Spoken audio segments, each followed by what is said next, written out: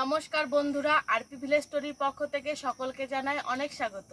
আজকে আবার চলে এসেছি দারুণ সুন্দর একটা রেসিপি নিয়ে। এই দেখো, বাজার থেকে খানিকটা মাছের ডিম নিয়ে এসেছি। এই মাছের ডিম দিয়ে আজকে তোমাদেরকে করে দেব মাছের ডিমের কারি।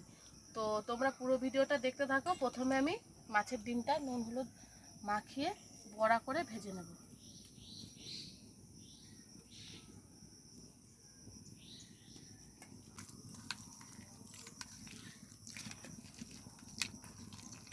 এরকম চটকিয়ে চটকিয়ে খুব ভালোভাবে মাখতে হবে, তাহলে বড়াটা খেতে খুব সুন্দর লাগবে। নুন হলুদটা ভালোভাবে ঢুকবে ভেতরে।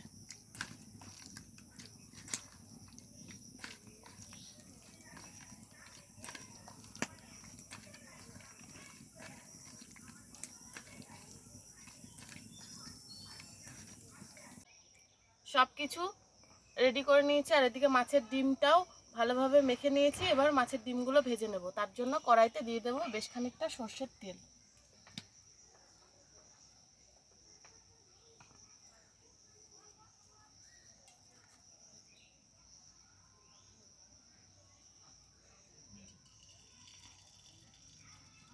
এবার এরকম ছোট ছোট করে বড়ার আকারে ডিমগুলো দিয়ে দেবো।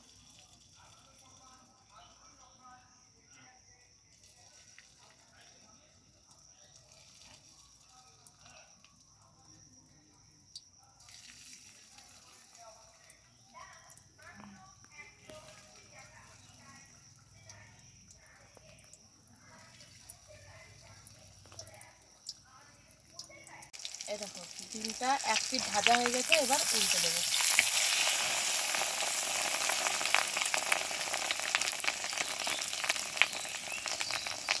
এই দেখো, মাছের ডিমের বড়াটা খুব ভালোভাবে ভেজে নিয়েছি। এবার তুলে নেব।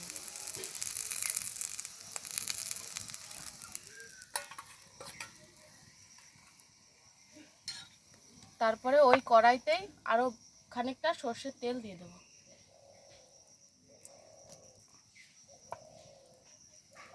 এবার তেলের উপর দিয়ে দেব খানিকটা থেতো করে রাখা রসুন।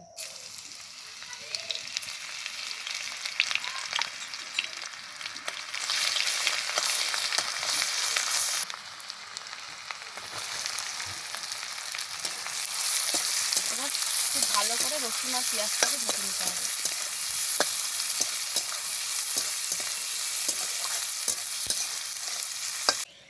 এবার আমি একটা মশলা বানিয়ে নেব। এই মশলাটা বানাতে লাগবে খানিকটা লঙ্কা গুঁড়ো, জিরে গুঁড়ো,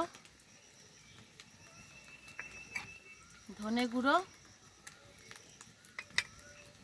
পরিমাণ মতো হলুদ আর নুন। এবার জল দিয়ে মশলাটাকে খুব ভালোভাবে গুলিয়ে নেব।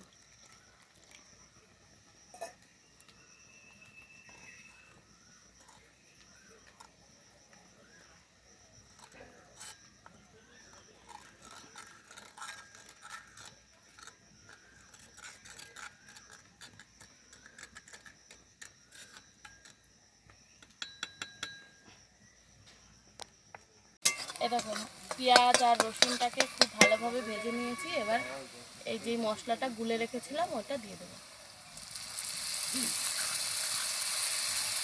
তারপর খুব ভালোভাবে এই মশলাটাকে কষাবো ততক্ষণ না তেল ছাড়ছে।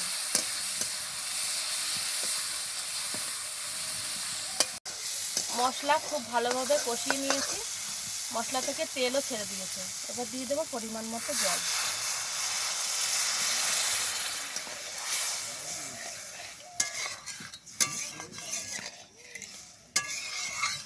এবার খানিকক্ষণ খুব ভালো করে ফুটিয়ে তারপরে মাছের ডিম। এ দেখো, ঝোল খুব ভালোভাবে ফুটিয়ে নিয়েছি। এবার দিয়ে দেবো ভেজে রাখা মাছের ডিম।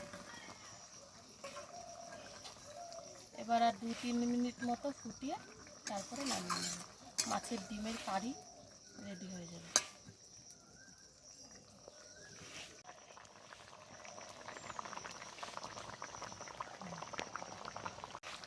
এ দেখো, মাছের ডিমের কারি একদম রেডি।